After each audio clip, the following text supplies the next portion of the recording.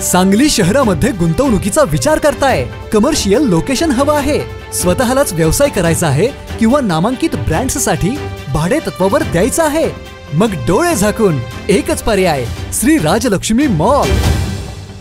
सांगली जिल्ह्यातील नामांकित, अनुभवी व सुप्रसिद्ध श्री राजलक्ष्मी ग्रुप यांचे श्री राजलक्ष्मी मॉल एकाच छताखाली branded showrooms, restaurant, gym, food court, multiplex theatre, club house, game zone, नुसता मॉलच नाही तर लवकरच सांगलीमधील multi branded entertainment centre. Shri Rajlakshmi mall मध्ये आपली गुंतवणूक करा आणि मिळवा प्रचंड परतावा आणि प्रचंड फायदा। श्री राजलक्ष्मी ग्रुप आता पुण्यामध्ये देखील अनेक गुंतवणुकींचे पर्याय उपलब्ध।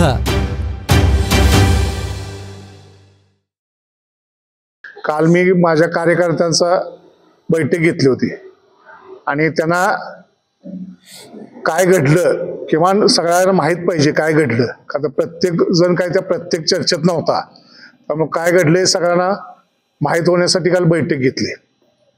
आज तुम्हाला सगळ्यांना एकत्र बोलवून जे काय घडले ते तुमच्या समोर सांगावं म्हणून आजची पत्रकार परिषद आहे। तुम्हाला सगळ्यांना माहित आहे की भारतीय जनता पार्टीत वैभव दादा आणि त्यांच्या पार्टीचा प्रवेश झाल्यानंतर आम्ही कुठेही काही प्रतिक्रिया तुम्ही कित्येक जण विचारले परंतु कुठलीही प्रतिक्रिया न देता पार्टीने स्वीकारलेलं आहे। आपण कुठेही काही चुकीचं न बोलता, वाईट काही न बोलता जे केलं सगळं आम्ही केलं। त्या पद्धतीने परत त्यांचे मला फोन आले की आपण बसूया, त्या पद्धतीने 2-3 वेळा बसलो। त्याच्यानंतर दुसऱ्या तिसऱ्या बैठकीला सगळ्यांना माहिती आहे नगरपालिका इलेक्शनच मेन, त्यासाठी मी एक प्रस्ताव त्यांना सुरुवातीला दिलेला होता, ते तुम्हाला पहिल्यांदा सांगतो, त्यातलं महत्वाचं सांगतो म्हणजे तुम्हाला सुरुवात कळावी म्हणून सांगतो। त्यांना प्रस्ताव असा दिलेला होता, त्यातले महत्वाचे मुद्दे सांगतो। म्हणजे ओबीसी त्यावेळी आरक्षण वगैरे काही पडलेलं नव्हतं, त्या चर्चेच्या वेळी काय आरक्षण वगैरे कुठले नव्हती, ही चर्चा जवळजवळ 3-3.5 महिन्यापूर्वीची, त्यावेळी कुठलंही आरक्षण पडलेलं नव्हतं। त्यावेळी असं सांगितलेलं होतं की ओबीसी स्त्री अथवा पुरुष आरक्षण पडलं तर मी किंवा माझी पत्नी देवता बाबर हिला उमेदवारी द्यायची। 6 ते 7 उमेदवार त्यावेळी आम्ही सांगू त्या पद्धती, आम्ही सांगेल त्या 6 ते 7 उमेदवार आमचे, त्यापैकी 3 आमच्या समाजामध्ये देवांग गोष्टी समाजाचे व इतर 3 ते 4 हा दुसरा मुद्दा होता। त्यावेळी आरक्षण नसल्यामुळं नगराध्यक्षावरील म्हणजे आरक्षण ओबीसी नाही निघालं तर उपनगराध्यक्ष आम्हाला द्यायचं 5 वर्ष ही त्यांना सांगितलेलं होतं। एक स्वीकृत नगरसेवक एक कॉप्ट आमचा 5 वर्षासाठी असं एक बोलणं केलं होतं आणि त्यावेळी सांगितलेलं होतं उमेदवार आम्ही सांगू ते, आम्ही आमचे उमेदवार आम्ही सांगणार आणि ज्या प्रभागात सांगाल तिथंच आमचे उमेदवार, त्यातले 50% लेडीज जेंट्स, ह्याच्यातले महत्वाचं हे त्यावेळी सगळं चर्चा केलेली होती। त्या पद्धतीनं 1-2 बैठकीनंतर 6 नगरसेवक पदाचे उमेदवार आणि नगराध्यक्ष जर निघालं ओबीसी तर ते आम्हाला द्यायचं असं ठरलेलं होतं। त्या पद्धतीनं त्यांना नावं पण सांगितलेली होती उमेदवाराची, त्यावेळी सगळी नावं पण सांगितलेली होती। या पद्धतीनं फक्त आरक्षण निघालं नव्हतं, कोण कुठं हे सांगता येत नव्हतं। त्यामुळं उमेदवार 6, नगराध्यक्ष ओबीसी निघालं तर आमचा, एक स्वीकृत नगरसेवक आमचा, ह्या पद्धतीनं सगळं ठरलं। त्या पद्धतीने मी दादांना लेखी त्यांना मी 3-3.5 महिन्यापूर्वी नगराध्यक्ष आरक्षण निघाल्याच्या अगोदर तिथं मी त्यांना दिलेलं होतं, ज्या पद्धतीने ठरलेलं आहे, आमचं ठरलेलं आहे। चंद्रकांत दादांना म्हणजे चंद्रकांत दादांना सांगितलेलं होतं। त्याच्यानंतर नगराध्यक्ष पदाचं आरक्षण निघालं, त्याच्यानंतर आरक्षण ओबीसी साठी, महिला ओबीसी साठी निघालं। त्यावेळी लगेच मला त्यांचे वैभव दादांचे परत सदाभाऊंचे फोन आले की अभिनंदन, हे झालं ते झालं ते झालं सगळं झालं. त्याच्यानंतर प्रभागातील आरक्षण निघाले. अगोदर नगराध्यक्षाचं निघालेलं होतं, त्याच्यानंतर प्रभागातील निघाली.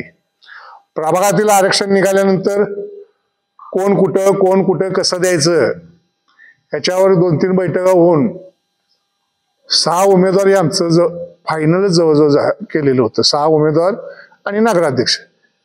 म्हणजे असा जो कुठं गैरसमज जे करून दिला जातोय की मी हट्ट धरला किंवा काय केलं, वास्तविक अगोदर 3-3.5 महिन्यापूर्वी सगळं ठरलेलं आहे.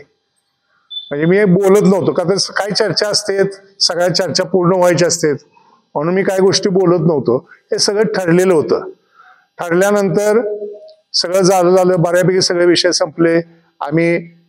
त्यांना मी अगोदरच त्यावेळी बोललेलो होतो की जोपर्यंत आपले विषय संपत नाही तोपर्यंत भारतीय जनता पार्टीचे कार्यक्रम आपण एकत्र करू, परंतु माझे जे काय कार्यक्रम असतील किंवा तुमचे काय असतील ते एकत्रित केले जाईल. त्या पद्धतीनं आम्ही काय पत्ते पाळलो. पण ज्यावेळी फायनल चर्चा झाली आणि सगळं झालं त्याच्यानंतर गणपती उत्सवात तुम्हाला सगळ्यांना माहित आहे की मोदक वाटपाचा कार्यक्रम आम्ही सदाभाऊंना बोलवून ती केलं होतं.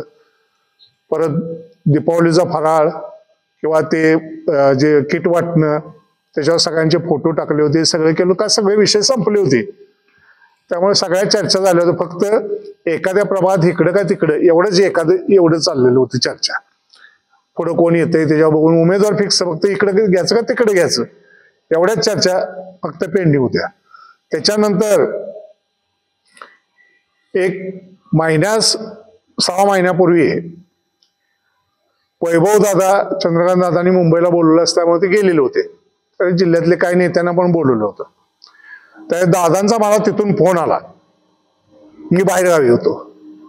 तर मला दादांचा फोन आला की अरे इथं सगळे वैभव पाटील वगैरे सगळे येऊन बसलेत आणि ते तुझ्या पत्नीला उमेदवारी देवताला आणि 4 नगरसेवकाचे तुम्हाला शीट देतात. मी म्हटलं दादा तसं नाही, म्हटलं 6च ठरलेलं आहे, त्यांनी तुम्हाला ते सांगितलेलं नाही, 6च ठरलेलं आहे. तर दादा म्हणले ठीक आहे तुमचं काय जे असेल ते तुम्ही करा, ते करा, पण आपल्याला एकत्रित जायचं. त्याच्यानंतर ती चर्चा झाल्यानंतर ते विट्यात आल्यानंतर मी त्यांना म्हटलं असं कशाला सांगितलं, किंवा जे ठरलंय ते सांगून काय अडचण असली तर सांगणं इथंपर्यंत ठीक होतं. त्याच्यानंतर सांगलीत एक मिटिंग होती जे सम्राट बाबांनी त्यावेळी अध्यक्ष वगैरे इथल्या मुलाखती झाल्यानंतर त्यावेळी पण मी गेलो होतो. पण इथं ते घर जाळायचं प्रकरण त्यावेळी वैभवदादा आहेत त्या ठिकाणी थांबलेले होते. त्यामुळे ते त्या बैठकीला त्या वेळेत आलेले नव्हते. मग मला सम्राट बाबा म्हटले की वैभवदादांचा फोन आलाय, तुम्हाला वरची शीट आणि 4 शीटा देतोय म्हणून. आणि मी म्हटलं तसं नाही, म्हटलं त्यांनी असं सांगितलं नव्हतं. वास्तविक सांगायला कसं पाहिजे होतं दोन्हीकडे पण, दादांनाही आणि खाली, किंवा 6 शीटा वगैरे सगळं ठरलेलं आहे. 6 शीटा, नगराध्यक्षपद, 1 कॉप्ट असं सांगायला पाहिजे होतं. पण काही अडचण असेल काय असं म्हणून जरा इकडे तिकडे करावं असं न सांगता अर्ध सत्य बोलले पण अर्ध सत्य सांगितलं. त्याच्यानंतर मग ते आमचं मिटत नाही असं दिसलं, मग त्यांनी वैभवदादांना त्या ठिकाणी बोलवून घेतलं. वैभवदादा आले त्या ठिकाणी. मग आम्हाला दोघाला हात बोलून घेतलं. काळे साहेब वगैरे सगळे होते, पडळकर साहेब वगैरे सगळे होते. मी त्यांना सांगितलं दादा तुम्ही असं कशाला सांगितलं, अर्ध सत्य का सांगताय, सगळं सांगा ना. 6 ठरलेले होते, 1 नगराध्यक्ष, खालचे 6 उमेदवार असे ठरलेले होते. तुम्ही त्यांना 4 हे ठरलं, ते आम्ही काही सगळ्यांना दिलं नव्हतं, दादांना पत्र दिलं होतं सगळ्यांना. आता दादांना दिले, पालकमंत्री आहेत म्हटल्यावर बाकीच्या सगळ्यांना काही सांगायची गरज राहिली नाही ना. त्यामुळे आम्ही त्यांना काही कुणाला सांगितलं नव्हतं. पण ते समोर मी केलं होतं त्यावेळी पण. पण त्याच्यानंतर परत विट्यात आल्यानंतर काही चर्चा झाल्या. शेवटी सदाभाऊंचे माझे पण 2-3 वेळा 4-5 वेळा बैठक झाली. भाऊनी काही अडचणी सांगितल्या. परत एकदा आता दीपावलीच्या पिरियडमध्ये ते कोल्हापूरला चंद्रकांत दादांच्याकडे गेले होते. तिथून पण मला फोन आला दादांचा की असं ते एवढ्या शिटा ते देतील, असं ठरलेलं आहे ते. आणि ते माझ्या समोर आले. म्हटलं त्यांना विचारा ना नक्की काय ठरलंय, सगळं व्यवस्थित काय ठरलंय ते. त्याच्यानंतर आल्यानंतर मला बोलवल्यानंतर मी गेलो, मी वैभव दादा आणि भाऊ. मी म्हटलं अहो असं कशाला सांगायचं, मी सांगाय कसं पाहिजे की असं असं ठरलेलं आहे, परंतु असं आम्ही देऊ शकतोय हे सांगणं योग्य आहे. ठीक आहे, इथपर्यंत ते चर्चा आम्ही काय करायची ते आमचा विषय झाला ना, परंतु सांगताना कसं सांगितलं गेलं पाहिजे की असं असं. तर म्हटले बरोबर आहे, भाऊंचं सुद्धा तोंडातून बरोबर आहे म्हटलं, ते असं व्हायला पाहिजे होतं म्हटलं. परत त्यानंतर 1-2 चर्चा झाल्या. त्याच्यानंतर शेवट एक सीट जी विक्रम भिंगारदेवींची म्हणजे त्याच्या भावाच्या मंडळी माया प्रवीण भिंगारदेवी, एवढी एक सीट थांबवा म्हटली, एवढी एक सीट थांबवा. मग मी म्हटलं विचारून तर घेतो, मला बोललं तर पाहिजे म्हटलं. मग मी त्याला विक्रमला बोलावून घेतलं, त्याला सांगितलं असा सगळ्या अडचणी येत्या, जरा तो असा सोपायला लागतंय, तुला कॉप्टमध्ये तू घरच्या कोणाला सांगशील त्यांना पहिलीच संधी द्यायची व्यवस्था करतो त्या ठिकाणी, परंतु आता हे असं मग त्यानेही जरा आडेवेडी घेऊन पण त्याने मान्यता दिली. आणि हे सगळं झाल्यानंतर आत्ता शुक्रवार शनिवारी म्हणजे अर्ज सोमवारी आम्ही भरले, त्याच्या अगोदर शुक्रवार शनिवारी यशवंतनगरमधील एका बंगल्यात, राजकीय व्यक्तीच्या एका बंगल्यात, जबाबदार व्यक्तीच्या बंगल्यात मी, वैभवदादा, सदाभाऊ आणि एक राजकीय जबाबदार व्यक्ती आणि दुसरी एक जबाबदार व्यक्ती, अशा सगळ्यांच्या ठिकाणी एकत्रित चर्चा झाली. त्या ठिकाणी नावासहित कुठल्या कुठल्या 5 सीटा माझ्या, ते सगळं झालं. त्याच्या वैभवदादांची, माझी, सदाभाऊंची सही घेतली. त्यांच्याकडेच कागद आहे ती गोष्ट वेगळी, परंतु ते तिथं झालं त्यावेळी पण फायनल झालं. आणि हो ते आता जबाबदार व्यक्तींच्या पुढे ठरलेलं आहे, ह्या पद्धतीने आपल्याला जायचं आहे पुढं, हे सगळं त्या ठिकाणी झालं. त्याच्यानंतर रविवारी संध्याकाळी आम्ही HP कॉलेजला वैभवदादा आणि सदाभाऊ होते, त्यावेळी आमच्या महिला आम्ही सगळे उमेदवार जे ठरलेले होते उमेदवार, सोहन, ओम, सगळेच उमेदवार त्या ठिकाणी गेलो.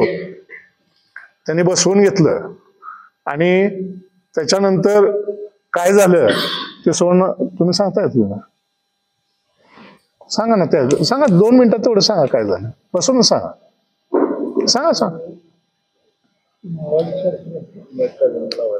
का, मग मी सांगू का? ठीक. काय झालं त्यावेळेस की सगळे आम्ही गेलो होतो उमेदवार, सगळे 9:30-10 वाजता गेलेलो होतो. त्यावेळेस सगळ्यांनी ठरल्याप्रमाणे आपल्याला सगळं करायचं आहे, तुमचं सगळं झालेलं आहे, AB फॉर्म आलेले आहेत, आपण प्रांत साहेबांच्याकडे पाठवलेलं आहे तो जरा हे करायला. आणि सगळ्यांनी आशीर्वाद वगैरे घेतले. काय थोडं सोहनला जरा काय बोलायचं ते जरा बोलले, परत किशोरला जरा काय होतं ते सांगितलं, आणि सगळ्यांना आशीर्वाद सगळ्यांनी घेतला, सगळ्यांना दिलं. आणि जावा म्हटले 11-11:30 वाजता आप्पा तुम्ही काय झोपू नका, फॉर्म आले म्हणजे ते प्रांत साहेबांच्याकडे काय करायचं त्या पद्धतीने आले, बोलवून घेतो आणि तुम्हाला ते फॉर्म द्यायची व्यवस्था करतो. हे सगळं झालं. हे बरोबर आहे का सगळ्यांच्या देखत? बरोबर आहे का सगळ्यांच्या देखत? हे सगळं झालं, आम्ही गेलो. आणि त्यावेळी त्यांनी सांगितलं की उद्या आमचा अर्ज भरायचा होता नगराध्यक्ष पदाचा. म्हटले आप्पा आपण कसा भरूया? मी म्हटलं काही शक्ती प्रदर्शन माझ्यासारख्याला करण्याची काही गरज नाही वाटत, आपण साध्या पद्धतीने भरूया, नाही तरी पण थोडे तर लोक बोलवा म्हटले.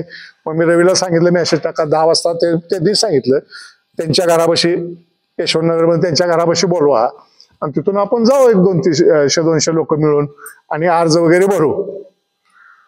हे झालं. रात्री परत आम्ही 11-11:30 वाजता वाट बघून परत दत्तानं वगैरे फोन केला, तर ते म्हटले अजून काय आलं नाही, सकाळी तुम्हाला करतो. त्याच्यानंतर सोमवारी ज्या दिवशी अर्जाचा शेवटचा दिवस होता त्या दिवशी मला सकाळी 8-8:15 वाजता सदाभाऊंचा फोन आला. कुणीकडे आवडलंय का? म्हटलं आवडलंय, घरी. तर म्हटले मी घरी यायला लागलोय. म्हटलं या. त्या पद्धतीने ते घरी आले. तोपर्यंत मी जरा 1-2 कळवलेलं होतं दत्ताला वगैरे की भाऊ यायला लागलेत. मला वाटलं AB फॉर्म वगैरे काही घेऊन येतील असं काहीतरी वाटलं. आले आणि आल्यानंतर बसले. त्याच्यानंतर त्यांनी जे सांगितलं हे असंच त्यांनी सांगितलं की आप्पा वरची एक उमेदवारी देतो, खालचं काय देऊ शकत नाही. हे त्यांनी सांगितल्यावर मला धक्का म्हणजे प्रचंड मोठा धक्का बसला. रात्री सगळ्यांना तुम्ही आशीर्वाद दिलेत, सगळ्यांना हे केले आणि खालची उमेदवारी म्हणजे नगरसेवक पदाची, खालची म्हणण्यापेक्षा नगरसेवक पदाची उमेदवारी न देता नगराध्यक्ष पदाची उमेदवारी देता आम्हाला काही अडचणी यायला लागली. ते आमचे लोक वास्तविक 3-3.5 महिन्यापूर्वी 3 नावं सहित सगळं झालेलं असताना अचानक त्यांनी ते सांगितलं. तोपर्यंत दत्ता कुमार ओम त्या ठिकाणी आलेले होते आणि त्यांनी तसं सांगितलं ना तर मला फार मोठा धक्का बसला. मी म्हटलं त्यांना, मग जर ठरल्याप्रमाणे, जर आता काल ठरल्याप्रमाणे जबाबदार माणसांच्या समोर ठरल्याप्रमाणे जर करायचं नसेल तर माझी उमेदवारी नको, माझी उमेदवार नको. आमची माणसं चालत नसेल 3-3.5 महिन्यापूर्वी चर्चा करून, मग मीच का चालतोय, मग मी पण नको ना, मी पण नको. पण हे तुम्ही जरा शेवटच्या क्षणात आमचे सगळे हातातले मार्ग सगळे काढून जे झालं ते तसं व्हायला नाही पाहिजे. तरी पण त्यावेळी त्यांनी सांगितलं शेवट की मला 1-1.5 तास द्या. बरोबर आहे का ओम? 1-1.5 तास द्या. त्याच्यानंतर आम्ही 11:30-12 वाजेपर्यंत वाट बघितली. शेवटी फोन केला त्याने, फोन केला तर त्यावेळी पण त्यांचं की एक ती वरची घ्याय नाही. मग शेवटी म्हटलं अपक्ष तरी म्हणून ठेवा, आता पक्षाचा एबी फॉर्म लागणं कठीण दिसते. मग सगळ्यांना अपक्ष भरायला लावले. मी स्वतः पण फोन केला होता शेवट 1:15च्या दरम्यान की भाऊ काय करा तुम्ही, तासाभरात सांगतो म्हटला होता. नाही म्हटले, एक ही करा आणि ही या पद्धतीनं संपवा विषय. मग मी ज्या पद्धतीनं आजपर्यंत वागत आलेलो आहे त्या पद्धतीनं की मी जी नीतिमत्ता तत्व पाळतो त्यालाही धरून नव्हतं. मी 5 जणांच्या गळ्यावर पाय देऊन, ज्यांची उमेदवारी ठरलेली होती त्या 5 जणांच्या गळ्यावर पाय देऊन मी नगराध्यक्ष पद माझ्या पत्नीसाठी स्वीकारणं हे मला कदापिही मान्य नव्हतं. मला नगराध्यक्ष नाही झालं तर चालेल, पण परंतु माझ्या हातनं एवढं मोठं पाप घडणं हे मला शक्य नव्हतं. त्यामुळं का तर मी नगराध्यक्ष, माझी पत्नी झाली असती, पण मला एक दिवस नगराध्यक्ष खुर्चीत बसल्यानंतर सुद्धा मला 5 वर्ष झोप लागली नसतं, मला गोळ्या खायला लागल्या असत्या. का तर मी तत्व पाळणारा माणूस आहे. मी 5 जणांच्या गळ्यावर पाय देऊन माझ्या पत्नीला नगराध्यक्ष केले ही मला एवढी सहल राहिली असते. आणि त्यासाठी मी कार्यकर्त्यांसाठी आजपर्यंत मी कायमच त्या जनतेसाठी आलेलो आहे. त्यावेळी मी विनम्रपणाने तो त्याग करायचं ठरवलं. आपण आपल्या पद्धतीनं अपक्ष भरूया, काय होईल ते बघूया, काय करता येते काय. का तर सगळे मार्ग आमचे लांबवत चर्चा लांबवत सगळ्या वेळ आमची निघून गेली की आम्हाला कोणाशी चर्चा वगैरे काही करा. मी एकदा तर त्यांना 8-10 दिवसापूर्वी असं पण म्हटलं होतं, भाऊ नसेल होत तर नाही म्हणून सांगा, मी तुम्हाला हात जोडून मी करतो नमस्कार, एकमेकाला चांगलं राहू, कशाला काय, माझे मला मार्ग करता येतील, तुमचे तुम्हाला मार्ग करता येतील. नाही, आपण एकत्र जायचं, जटाडल्याप्रमाणे सगळं करायचंय असंच नेहमी. आणि अचानक हे सगळं झालं. ही घडलेली सगळी तुम्हाला इथपर्यंत सगळं घडलेलं आहे. आणि अनिल आप्पा तुम्हाला आज सांगतो, एकही शब्द कधी खोटा नाही बोलत. हे नाही, मला जर नगराध्यक्ष व्हायचं असतं मी 5 जणांच्या गळ्यावर पाय देऊन झालो असतो ना, माझ्या पत्नीला उमेदवारी घेतली असते ना, परंतु नाही मी केलं. मी त्याग केला कार्यकर्त्यांसाठी, ज्याला शब्द दिला होता. आणि आदल्या रात्री ज्या उमेदवारांना तुम्ही आशीर्वाद देताय ठरल्याप्रमाणे करायचंय, उद्या भरायचंय, काय मी करायचं होतो, काय करायचं काय मी होतं कुणाच्या चेहऱ्याकडे माझे हे सगळे भारतीय जनता पार्टीचे 25-25, 20-20 वर्ष काम करणारे लोक आहेत. असं कोणी नाही काल आले आणि मी त्याला उमेदवारी मागतोय, असं कोणी नाही त्याच्यातलं. ज्यांनी 20-20, 25-25 वर्ष भारतीय जनता पार्टीचं माझ्याबरोबर काम केलं आणि सगळी नावं अगोदर त्यांना माहीत असताना अचानक शेवटच्या क्षणात, त्यावेळी मला जरा असं दिसलं की एवढं आपल्याला थंड डोक्यानं हळूहळू आपली कुठेही चर्चा दुसरीकडे न करता, आपण मार्ग न काय करता, का तर मी तर त्यांना आता पार्टीतून काढू शकत नव्हतो. त्यांची ताकद मोठी आहे मला पण मान्य आहे ना, शेवटी ताकद मोठी आहे, त्यांना प्रवेश दिलाय, त्यामुळे वेळ आली तर आम्हालाच बाजूला व्हायला लागला असतं, चर्चा जर यशस्वी झाली नसती तर. आणि काय करायचं ते आम्हाला कार्यकर्त्यांना विचारून करायला लागलं असतं. परंतु ती वेळ संपवत संपवत संपवत पाक शेवटच्या क्षणापर्यंत आम्हाला ते केलं. आणि ऐन टायमात ज्यावेळी आम्हाला भाऊंच्या सारख्या व्यक्तीनं ज्यावेळी सांगितलं घरात मला, आणि ते सगळ्यांच्या समोर परत झालं, तरी पण म्हटले जरा एक दोन इकडे तिकडे काय करायला मला जरा वेळ द्या, बघतो जरा. शेवटपर्यंत काय झालं नाही, शेवटपर्यंत काय झालं नाही, एकच शेटचं झालं. ही सगळी घडलेली वस्तुस्थिती तुम्हाला मी सांगितली. मला हे पद नको आहे नगराध्यक्ष. अशा पद्धतीनं नको आहे, अशा पद्धतीचं नको आहे. जर सगळे मिळून असणार असतील तर मी हो म्हणेन, नाहीतर नको. राजकीय फसवणूक झाली का असं वाटतंय का? कारण की तुम्ही म्हणला त्या पद्धतीनं आमची वेळ मारत नाही. जरा पाणी रवी पाणी घे जरा, एक मिनिट फक्त.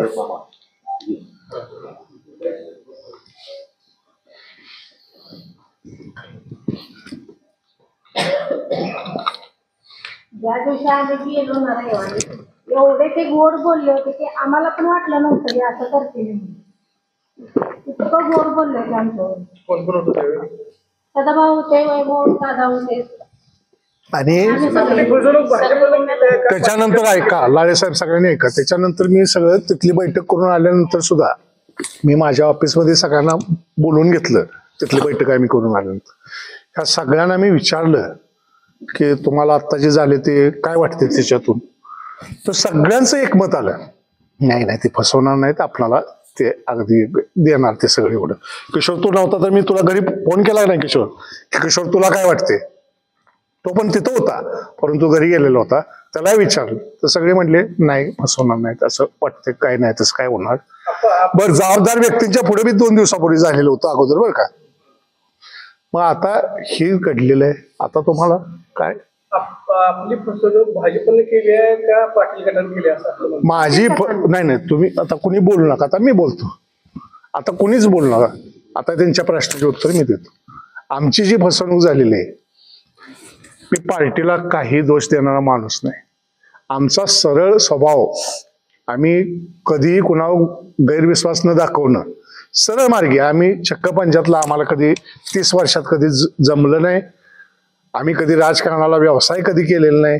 त्यामुळे आम्ही सरळ मार्गी राजकारणात समाज सेवेचं साधन म्हणून त्याच्यावर बघितलं असल्यामुळं, आम्ही सरळ मार्गी असल्यामुळं आम्हाला आमची आता सरळ सरळ दिसते की आमची फसवणूक झाली, आमची फसवणूक झाली. तुमचा जो करार झाला तो पाटील आणि भाजप असा झाला होता का तुमचा आणि भाजप झाला होता? माझा आणि वैभवदादा आणि सदाभाऊ.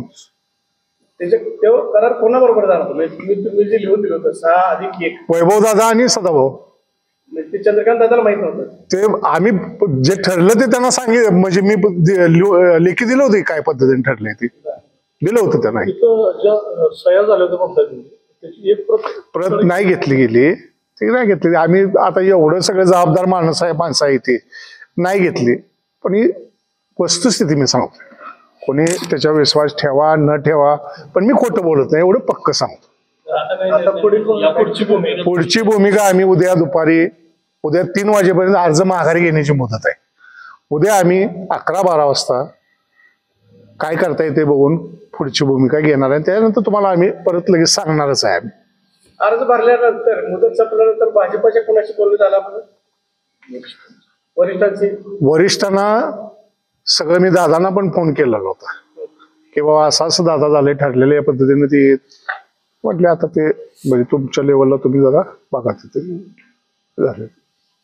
मग निष्ठावंतांना डावललं जाते का या सगळ्या प्रक्रियेत? आता निष्ठावंतांना म्हणण्यापेक्षा म्हणजे विटा शहरातील भारतीय जनता पार्टी म्हणजे पाटील गटच आहे. आता आम्हाला जे निष्ठावान आहेत त्यांना अचानक अशा पद्धतीनं करून जो एक प्रकारे आमची फार मोठी फसवणूक झालेली आहे. आणि आम्ही विश्वास ठेवून, का एवढे सदाभाऊंचं वय त्यांचं ते सगळं बघता नुसतं वैभव दादांच्या बरोबर नाही, सदाभाऊंच्या बरोबर सगळ्या चर्चा भाऊंच्या बरोबर. उलट मला भाऊ कायम सांगायचं, आप्पा काय असले मला सांगत जावं, त्या पद्धतीने. त्यामुळे सगळं झालं होतं. आम्ही विश्वास ठेवला, आम्ही चुकलो असेल विश्वास ठेवला.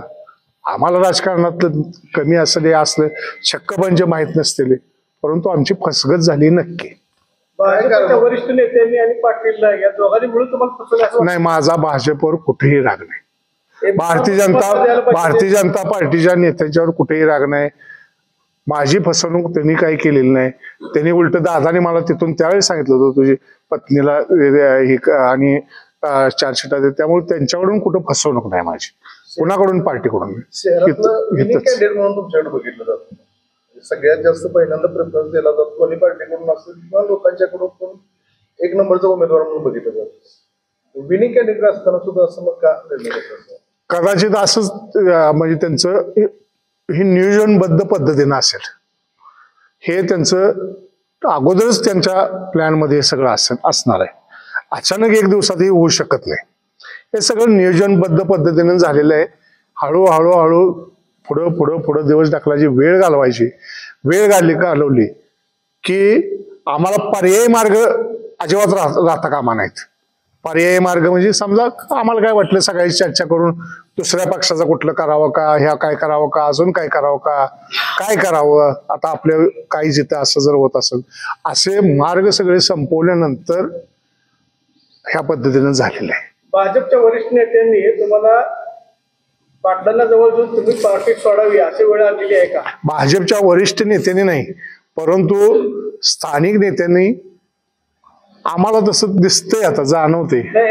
तुम्हाला भाजपनं सोडून दिलं असं दिसतंय ना पार्टीनं नाही सोडलं. पार्टीवर आम्ही दोष आज तुमच्याकडे द्यायला पाहिजे नाही, असं कसं म्हणू शकत नाही. का तर काय होतंय लावे साहेब, शेवटी ज्याची ताकद जास्त राजकीय गणित आहे, ज्याची ताकद जास्त. वास्तविक हे खरं आहे की जेवढे आमचे उमेदवार होते तेवढे आम्हाला द्यायला पाहिजे होते, परंतु राजकीय ताकदवर आम्ही पण विश्वासानं, मी काय असं कधीच म्हणत नव्हतो. मी पार्टीला असं कुठेही म्हटलेलं नव्हतं की माझ्याकडे फॉर्म द्या. एवढं विश्वासानं चाललं असताना, एवढं व्यवस्थित असताना माझं काय अडचण नव्हती सदाभाऊंच्या देणं. सदाभाऊ तुम्ही आता एकनिष्ठ पार्टी बरोबर राहिलाय, आता इथून पुढं तुम्ही भारतीय जनता पार्टीवर राहणार? ह्याचा निर्णय आम्ही उद्या 11:30-12 नंतर करणार. एक विषय असा आहे की तुम्ही 3.5 महिन्यापासून चर्चा सुरू आहे म्हणता. 3.5 महिन्यापासून तुम्ही 6 नगरसेवकांच्या विषयावरती ठाम आहे. पण 3.5 महिन्यापासून जी चर्चा सुरू आहे त्याच्यामध्ये तुम्ही कुठं फ्लेक्झिबिलिटी दाखवली नाही असा एक आरोप केला की तुम्ही काय कुठं मागं सरायलाच तयार नाही. 6चे 5, 5चे 4 नाही जे बरोबर, हा आरोप का बरोबर होऊ शकत नाही. ठरलेलं असल्यानंतर तुम्ही सांगा, एकदा ठरलेलं आहे 6 उमेदवार, त्याच्यानंतर मागं करणं हळूहळू म्हणजे आज एक केली उद्या परत दुसरी करा म्हणजे हे कसं बसू शकतं ठरल्यानंतर. त्यामुळे तो आरोप कसा लागू मला होऊ शकतो. ठरलेली गोष्ट सगळं ठरलेलं आहे, त्यांच्याबरोबर सगळ्या बैठक झाली. तुमच्या जेव्हा आली होती भाऊ तेव्हा तुम्ही हो असं आता रात्रीच हे सगळंच होतं ना. सगळे उमेदवार त्यांनी आशीर्वाद दिले, कशा पद्धतीने निवडणुकीला आपण सामोरं जायचं आहे हे सगळं सांगितलं त्यांनी.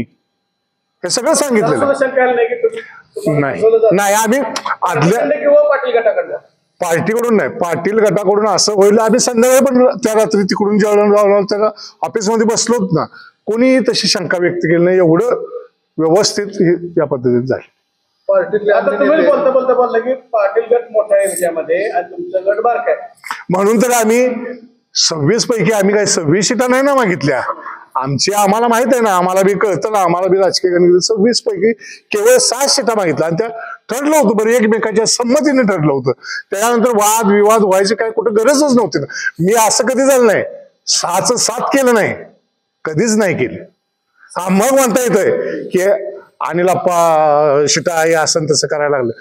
ठरलेल्या सीटपेक्षा एक जरी मी जास्त मागितले असते तर ते मला लागू होते ना, पण ठरलेल्या सीटापेक्षा जर कमी देत असतील तर ते मला कसं लागू होतंय, ते त्यांना व्हायला पाहिजे ना की तुम्ही फसवणूक ठरवून तुम्ही देत नाही, असं होतंय ना ते. नवीन भाजपमध्ये विनिंग मेरिट जास्त बघितलं जाते कॅन्डिडेट. असं कुठं होतं का की तुम्ही दिलेलं कॅन्डिडेट सर्वेत मागं पडते किंवा तुमचे कॅन्डिडेट वीक आहेत म्हणून ते डावलं गेलं? मुळात असं काही नव्हतं. उलट सगळ्या सीटाची नावं 3 महिन्यापूर्वी सगळी माहीत असताना आदल्या दिवशी कुठं काय असं होतं का सांगा बरं. एका रात्री 10 वाजल्यानंतर सकाळी 8 वाजेपर्यंत सगळी नाव भाजपकडे गेली होती का? भाजपकडे गेली होती. मी ज्यावेळी बैठक घेतली होती नाही, मला बैठकीला सांगलीला बोलवलं होतं नाही, तर दिलेली आहेत नावं तिथे मी. मग त्यांनी मेरिट लावलं असावं असं तुम्हाला वाटतं? नाही. राज्यात देवेंद्र फडणवीस साहेबांच्या पासून रवींद्र चव्हाण साहेबांच्या पासून प्रत्येकाचं स्टेटमेंट आजकाल निवडणुकीच्या पार्श्वभूमीवर ज्यावेळी पत्रकार परिषदा होतात, नवीन पक्ष प्रवेश होतात आणि ज्यावेळी त्यांना विचारलं जातं की हा नवीन आले तुम्ही निष्ठावंतांना संधी देत नाही, नवीन लोकांना कसं काय लॉन्च करताय, तर त्यावेळी त्यांचं एक ठरलेलं वाक्य आहे की विनिंग मेरिट आम्ही बघतो, विनिंग मेरिट आम्ही बघतो. मग तुमचे कॅन्डिडेट विनिंग मेरिटला कुठं कमी? 100% अजिबात नाही, 100% अजिबात नाही. आमचे विनिंग मेरिटला अजिबात कमी नव्हते, अत्यंत चांगले उमेदवार होते. जे भाजपनं विनिंग मेरिट बघितलं असावं का आपल्या? भाजपनं नाही, ह्या गटानं काय बघितलं, त्यांची माणसं बघितली असतील, त्यांची माणसं बघितली असेल. जसं मी नुसती माणसं नाही बघितलं, जी 25-25 वर्ष आहेत पार्टी बरोबर, ज्यांची निवडून येण्याची क्षमता आहे तेवढीच माणसं मी दिली, नाहीतर मी जास्त माणसं दिली असते ना. मुंबईला चर्चा झाली, कोल्हापूरला चर्चा झाली, तेव्हा मुंबईला चर्चा मी गेलेलो नव्हतो. नाही, ते गेले, त्यांनी तुम्हाला फोन केले तिथून, तेव्हा तुमच्या असं लक्षात आलं नाही की बाबा दादाजी, चंद्रकांत दादाजी डायरेक्ट बोलून असं? नाही, मी तर लेखित जी चर्चा झाली ती दिलेलंच होतं ना. 6 ज्या वेळेला 4 होते त्यावेळेला तुम्हाला असं शंका सुद्धा आली नाही की 4 पुन्हा आणि कमी होईल? नाही, 4चं उलट नाहीच. मी त्याला मी परत त्याला इथं झालीच नाही त्यानंतर माझी चर्चा नाही. तसं मला 7 ठरले ते 6 पाहिजेत. त्याच्यानंतर 1 वर शेवट. बरं, तुम्ही म्हणताय 4 म्हणत होते, तुम्ही घ्या प्लस 1 हे दादा म्हणत होते, पण दादांना सगळं माहित नव्हतं ना, असं असं ठरलंय. दादाला ठीक आहे ना, मंत्री महोदय त्यांनी वाचल्यानंतर किती काळ त्यांच्या लक्षात राहणं हे ते आपण लक्षात येतं ना. ती काही शेवटी महाराष्ट्राचं त्यांना बघायचं आहे, वाचलेलं असतं ते लक्षात राहा. मग मी हे सगळं दिलेलं होतं, हे सगळं दिलेलं त्यावेळी ओम माझ्याबरोबर होता, त्यांचे पीए होते, त्यांना पत्र बाहेर लेटर पॅडवर आहे ते सगळं. शिवसेनेची काय चर्चा झाली का? अजून तसं आमचं काही नाही. आम्ही आता ही पत्रकार परिषद झाल्यानंतर आम्ही आता जरा थोडी बैठक घेणार आणि अंतिम निर्णयासाठी आता काहीतरी आम्हाला उद्या तर. तुमच्या बैठकीत काय ठरलंय? रात्री पक्ष निरीक्षक पण आले होते असं समजते, त्यात रात्री शेखर इनामदार या ठिकाणी आलेले होते, सांगलीचे माजी महापौर, उपमहापौर. त्यांना जे आम्ही सगळं घडलेलं सांगितलं, त्यांना धक्का बसलाय. म्हणजे काय, म्हणजे एवढं या पद्धतीने जे तुम्हाला सांगितलं ते सगळं काल कार्यकर्त्यांची मिटिंग घेतलेली होती, त्यांना हे सगळं सांगितलं मी. फक्त आता आम्ही हे झाल्यानंतर आम्ही सगळी बसणार, काय करायचं, मार्ग निघतात का, एवढं सोपं शेवटच्या क्षणात काय मार्ग नसतात, परंतु त्यातनं काय निघत असतील तर प्रयत्न करणार, काय निघतात. म्हणून अजूनही तुम्हाला अपेक्षा आहे का भाजप तुम्हाला न्याय देईल म्हणून? आता भाजप नाही म्हणू शकत आहे. भाजप आता भाजपच्या हातातलं यांच्याकडून आता आम्हाला ती शक्यता अत्यंत धुसर म्हणजे नसल्यातच जमा दिसते. नसल्यात जमा आहे का तर आमच्या फॉर्मला एबी फॉर्म लागलेलेच नाहीत. एबी फॉर्मच आमच्या फॉर्मला लागले नाहीत, त्यामुळे ती शक्यता कशी आम्ही धरायची? आता ते नाहीच, एबी फॉर्मच नाहीत आमच्या ह्याला. भाजप पक्ष म्हणून काही कठोर निर्णय घेऊ शकतील आणि तुम्हाला न्याय देऊ शकतील असं वाटतंय का? आता याच्यात पार्टी काय करेल असं मला काय आता ह्या शेवटच्या क्षणात काय असं वाटत नाही मला. पार्टी तुम्हाला सोडून दिली? पार्टी सोडून दिला असं म्हणता येत नाही, परंतु एवढ्या शेवटच्या घटकेत जर हे अगोदर जर काय घडलं असतं तर मी जाऊन तिथं वर सांगितलं असतं, हे असतं. पण मला शेवटपर्यंत असंच आम्हाला ठेवल्यामुळं शेवटच्या आदल्या दिवशी पण आम्ही गेलेलो असतो, आमचा मार्गच राहिला नाही. हे जरा 4-8 दिवसापूर्वी घडलं असतं, असं झालं असतं, आम्ही गेलो असतो ना वर, त्या मग पार्टीनं आम्हाला दखल घेतली नाही म्हटलं असतं. ते आम्हाला त्यांना तिथपर्यंत जाऊन सांगायची वेळच आमच्या राहिली गेली नाही. गेल्या 3 वर्षाचं पार्टीचं ट्रॅक रेकॉर्ड बघता अशा अनेक घटना घडलेल्या आहेत. तुम्हाला पुसट सुद्धा कल्पना आली नाही की तुम्हाला पार्टी नाही, ही ज्या पद्धतीने आमच्या चर्चा चालू होत्या ना, त्या पद्धतीनं एवढं सकारात्मक सगळं वाटत होतं की असं काय होईल, असं काय भाऊंच्या सारखी व्यक्ती ठरल्यानंतर असं काय हे सगळं करतील असं वाटत नव्हतं ना.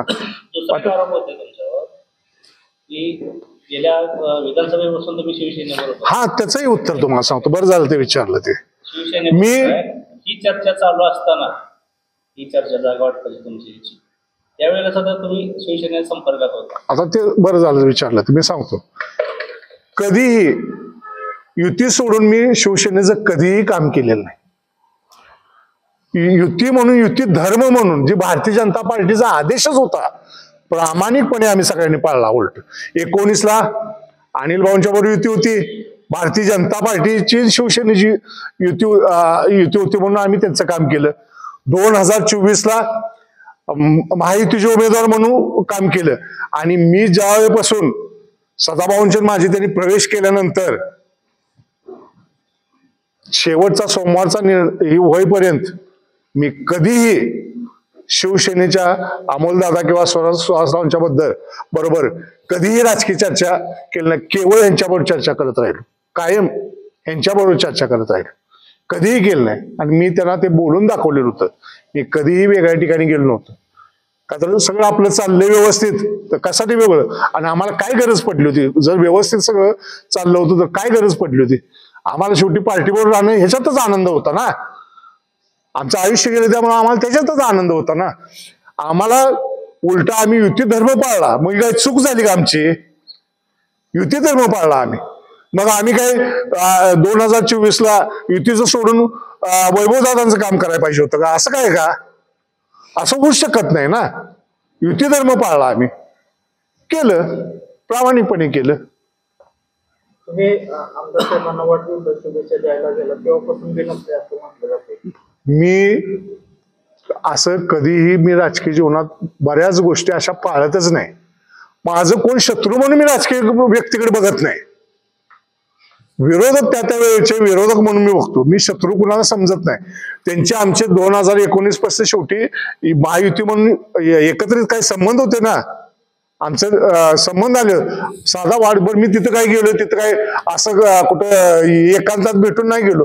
तिथे गेलो, फुल दिलं, नमस्कार केलं, शुभेच्छा दिला, आलो निघून. ह्याच्यात काय मोठं चुकीचं मी केलं.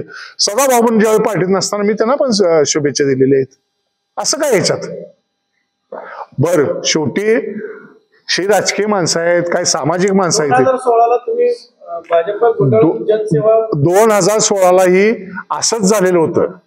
2016ला असंच पहिलं, त्यावेळी काही पार्टीचं काय असं नव्हतं ह्याच्याबरोबर लढत, जिकडे तुम्हाला काय होईल तिथं, असंच सगळं ठरलेलं होतं त्यावेळी सुद्धा, की असं आपण सदाभाऊंच्यानं 4-5 शिटा घ्यायच्या.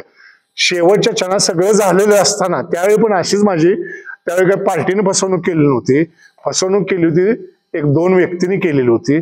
तर तुम्हाला सगळ्यांना माहिती आहे. आता त्याच्यावर लई काढण्यात आणि त्यांनी ती बरोबर केल्यावर आम्हाला ऐन टायमात सगळं ठरलेलं असताना सगळं तोंडावर पाडलं गेलं त्यावेळी. त्यामुळे मला नाविलाज असतो तेवढ्यापुरतं मला पार्टीत काहीतरी एकदा भूमिका घेतली, प्रामाणिकपणे ठेवणं गरजेचं आहे. त्या नाविलाज असतो मला त्यावेळी ती करणं गरजेचं होतं. आणि त्यावेळी पण मी प्रत्येक सभेत सांगितलंय, शेवटच्या सभेत सुद्धा, की भारतीय जनता पार्टी माझ्या हृदयात आहे. मला भारतीय जनता पार्टीबद्दल तक्रार नाही, इथल्या 2-3 जणांबद्दल तक्रार, त्यांनी जी कान भरून जी केलंय त्याच्याबद्दल तक्रार ही पुनरावृत्ती होईल काय. ह्याचं मी आता उद्या आमची चर्चा तरी अगोदर लाळेसाहेब झाली पाहिजे. आम्हाला बसलं तर पाहिजे, काय करायचं काय नाही. आता तुम्ही म्हणताय मी भारतीय जनता पार्टीला निष्ठावंत पाय काय, भारतीय जनता पार्टी माझ्या हृदयात आहे. मग आज घडीला जर भारतीय जनता पार्टीचा नगरपालिकेवरती कुठंतरी सत्य येण्याची संधी निर्माण झालेली असताना मग परत आपण काय, पण त्याच्याबरोबर ही पण आहे ना, जर पार्टीनं न करता ज्यांच्याबरोबर आमचं सगळं इथल्या लोकांशी ठरलेलं होतं, ते जर एवढा अन्याय आणि एवढं जर चुकीची वागणूक जर होत असेल, तर मग आम्हाला काय थोडा आम्ही पण आहे का नाही, आम्हाला पण काय असेल का नाही, जरा काय पुनरावृत्ती होण्याची शक्यता असं मी आज म्हणू शकत नाही. मी असं म्हणू शकत नाही. काम करताय, शेवटची संधी होती रोखलेली. नाही, मी स्वतःहून नाही, मला नगराध्यक्ष पद घेण्यापेक्षा 5 जणांच्या गळ्यावर पाय देऊन नगराध्यक्ष माझ्या पत्नीला घेण्यापेक्षा मला जे समाजाचं प्रेम आहे, विट्यातलं जनतेचं प्रेम आहे, ते माझ्या दृष्टीनं महत्वाचं आहे. ते नगराध्यक्ष पद नसलं चालेल, माझ्या दृष्टीनं ते माझ्यासाठी सर्वस्व आहे. विट्यातील जनता जी माझ्या प्रेम करते हे माझ्यासाठी सर्वस्व आहे. मला केवळ नगराध्यक्ष पद आणि मी काही त्याच्यासाठी म्हणजे जन्मलोय असं नाही. मी माझं काम ज्या पद्धतीने माझं चालू आहे ते माझं चालूच राहणार. होय न झालं हे नाही निघालं असं कुठंतरी समजून काहीतरी करावं लागलं, परंतु मी ते पद म्हणजे सर्वस्व समजलं, सर्वस्व विट्यातल्या जनतेचं प्रेम हे जे माझ्यावर आहे. आणि एक असं आता तुमचं 3.5 महिन्यापूर्वी ठरलं, त्याच्यानंतर नगराध्यक्ष पदाला आरक्षण डिक्लेअर झालं, बरोबर, त्याच्यानंतर नगरसेवक पदाचं आरक्षण जाहीर झालं. एवढं सगळं जाहीर झाल्यानंतर सुद्धा तुम्ही कधीही समोर येऊन एखादी गोष्ट सांगितली नाही की आम्ही यांच्या बरोबर जायचं ठरवलंय, आम्हाला एवढ्या अगदी बरोबर. किंवा काय जण होती जी वास्तविक आम्ही हाय त्या पद्धती. आणि मुळात माझा थोडं कसं असतंय की पत्रकारांना बोलवून सांगणं हे सांगणं हा माझा पहिल्यापासूनचा पब्लिकला सुद्धा माहित नाही. आता तुमची फसवणूक झाली नाही. पण मी सगळ्या माझ्या सगळ्या कार्यकर्त्या मतदारांना माहित नाहीये. ह्याच्या अगोदर इथं तुम्ही कार्यकर्त्यांचे नगराध्यक्ष होणार नव्हते. नाही बरोबर आहे.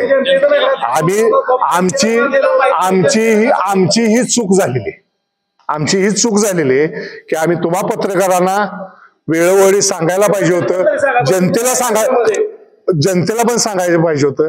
ही आमच्या हातून झालेली चूक आहे. आम्ही मान्य करतो. आम्ही ही माणसं आहे, आम्ही चुकू शकतो, आम्ही मान्य करतोय. आता उद्या त्याला अपक्ष आपले अर्ज ठेवून जनतेला बरोबर घेऊन पार्टी आणि पाटील गटाला तुम्ही ताकद दाखवणार आहात का? ह्याची निर्णय मी उद्याच करू शकतो. मी आज किती जरी झालं तर तोच माझा असं की आम्हाला जरा हे करावं लागणार आहे.